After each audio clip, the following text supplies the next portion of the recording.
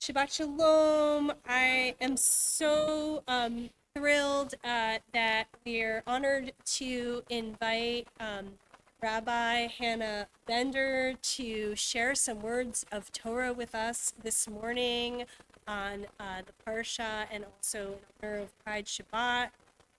Rabbi Bender is a Westerner at heart, has a degree in religious studies from the University of Minnesota in the Twin Cities. They were ordained at HUC at Hebrew Union College in Los Angeles. Rabbi Bender joined Judea Reform Congregation last summer as the new assistant rabbi, and they are loving making the Triangle their home and apparently still looking for recommendations of restaurants and ice cream. And I have been, yeah. Thanks. I am taking ice cream recommendations. Find me at the Oneg. Yeah, parlor. Okay, all right. Should we just do that now instead of this? No? Okay. And also, if your ears perked up when you heard Midwest, we can play Jewish geography after the service as well. Shabbat Shalom. Feel so grateful to be here and just very nourished davening with you all this morning. When I was about 5 years old, I did not yet have the language to describe how I was feeling about my gender as a child, but I knew that I wanted a boy haircut. My parents very lovingly said yes, and I remember the joy that I felt after this haircut, reaching for something that I didn't yet know how to describe. But felt so right in my soul. A few weeks after I got this haircut, I joined my bubby and Zadie at the movie theater, and before the movie, I was in the bathroom. And while I was washing my hands, I noticed two teenage girls looking at me. One of them came up to me and said, "You know this is the girls' bathroom, right?" My face turned red. Felt warm. I felt embarrassed, anxious.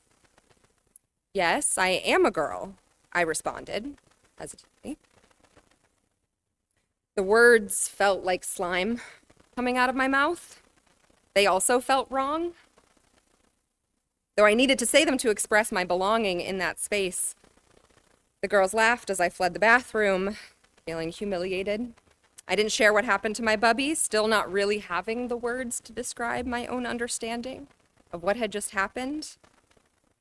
Just a feeling that all of those words were wrong and that those girls did not know me. It wasn't until years later that I knew what it meant to be non-binary, to feel not like a woman or a man, something different. But even without that language, this still small voice within me knew who I was. And what those young women, though I'm sure making sense of gender in their own minds, thought they knew who I was, and they stepped in to express that to me, a child, that they knew me better than I did, and they knew where I was supposed to be. The Parsha this week lives in my brain as a camp Parsha. I've always been at camp when Korach is in our Torah cycle. I remember the camp rabbi describing the earth opening up and swallowing them and sitting there just in awe of the drama of our sacred texts. Korach, we are told, is a Levite who organizes with 3 others, 250 people, to rise up against Moses and Aaron. And they say to them, "Rav lachem ki kol ha'ida kulam kedoshim." You have gone too far. The entire community is holy, all of them, and God dwells with them. Why then do you raise yourselves above God's congregation? Korach and his rebellion are put to a spiritual test to prove to the community through priestly flames who is the divinely supported leader. And spoiler alert, I know we just heard it, but Korach loses. He is swallowed up by the earth before a fire comes and consumes the rest of their supporters. There's a plague the day after that also kills thousands of people. I know that there are many these days constructing arguments in favor of Korach. There are some who are so moved by his expression of inherent holiness, how he rages against hierarchical power and is brutally punished. But in my reading of this parsha this year, I have not been so interested in that. What I'm interested in is how our rabbinic tradition constructs Korach's character, the qualities given to him that widen our view of the text and give us a warning of attributes we should avoid. When looking at just the text of the Torah, the issue that Korach and his rebellion have against Moses seems to be about power, about the hierarchical structures that places Moses at the top, how and why they've made those decisions. And this is a challenge to our rabbis, precisely because much of what we have read through the previous books portrays Moses as the one who wrestles with authority, who struggles against absolute power, fighting against Pharaoh, fighting against God even. The rabbis themselves, our rabbinic period from the destruction of the Second Temple up until around the 7th century, they too do not have a simple relationship with power. They were the ones who transformed us into a community where study, communal prayer, good deeds replaced the hereditary priesthood of the temple. Jane Littman writes in the book Torah Queries, if anything, rabbinic Judaism is the fulfillment of Korach's claim that all people are holy. The rabbis have not only a natural tendency to support the righteous rebel, but also a vast political and religious context for the support.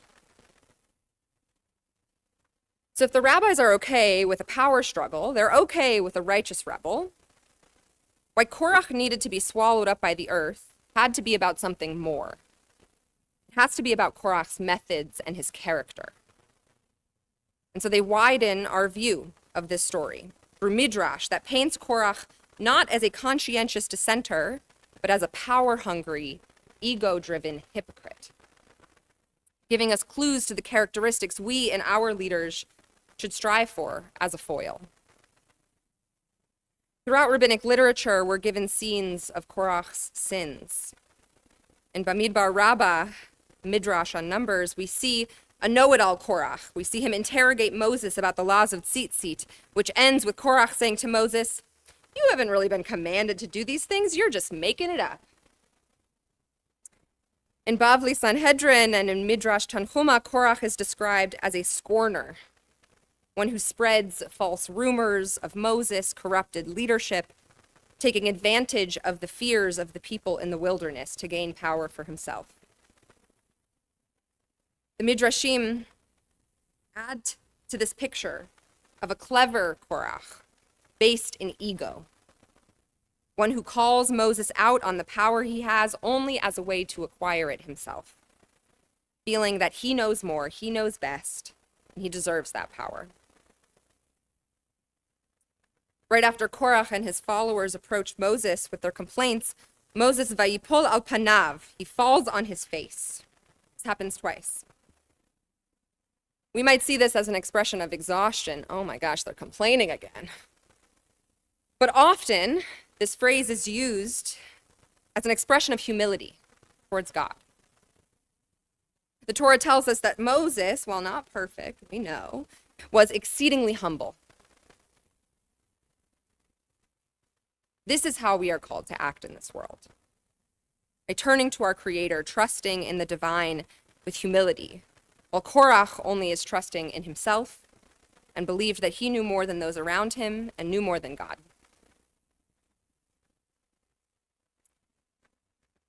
To be queer and to be trans in this world is to trust the divine within us.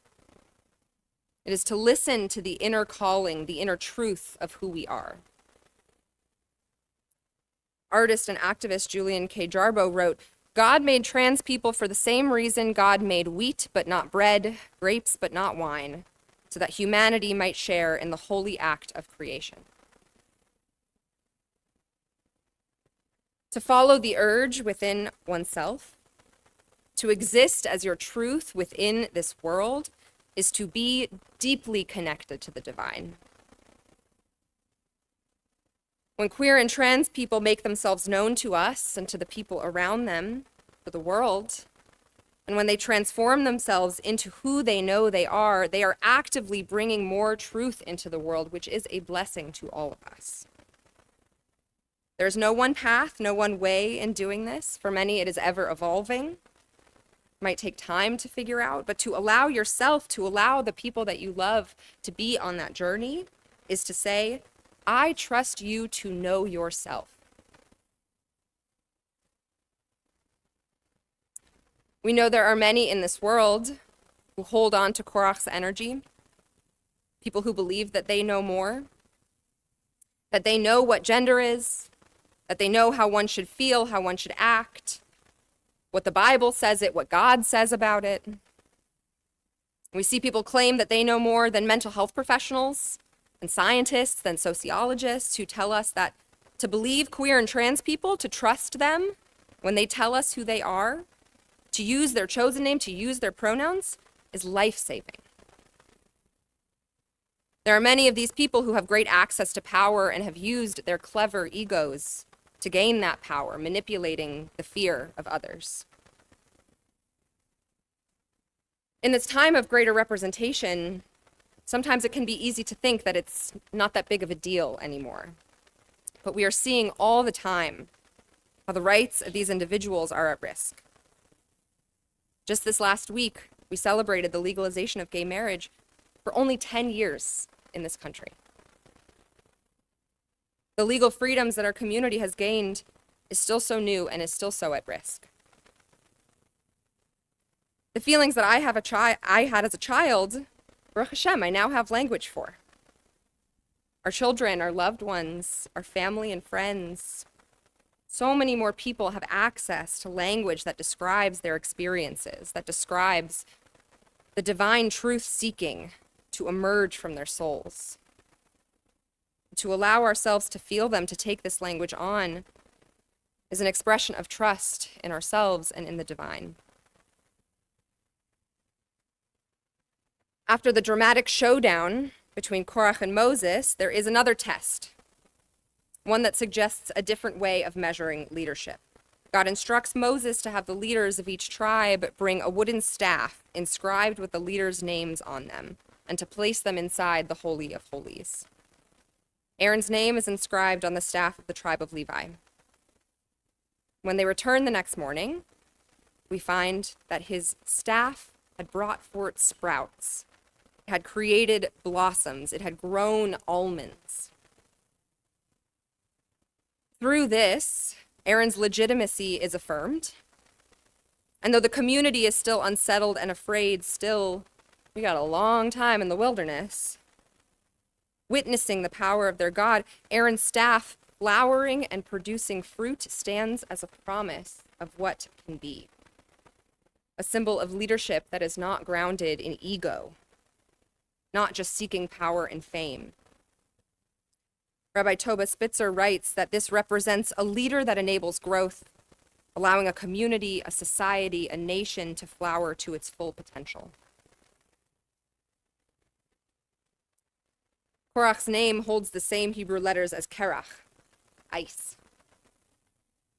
His soul cold, disconnected from the warmth of God, love of our Creator. Therefore, it is up to us to bring this divine warmth. May we learn to set aside our egos, to act with humility when someone shares with us who they are, to nurture the potential blossomings within our community. May we learn to listen more deeply, the divine voice that rests within us all, and work to create a world where all are able to blossom. Shabbat Shalom.